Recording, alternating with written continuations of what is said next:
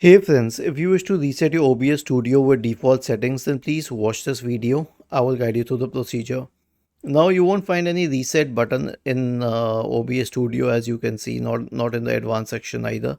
So there's only one way to reset the settings to default. Okay, I'll show you. Press the Windows key and the R key together to open the run window. Type the command percentage app data percentage and hit enter.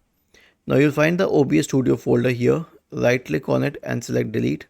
Now it's not deleting right now because OBS is open on my system, but you can delete it. Okay.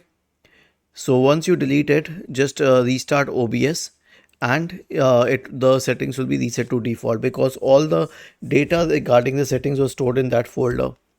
The folder will rebuild itself, so you do not need to worry about it. Was this helpful? If yes, then please subscribe to the channel. If not, then let us know in the comment section of the video on how we could help you further. Thank you for watching this video and have a nice day.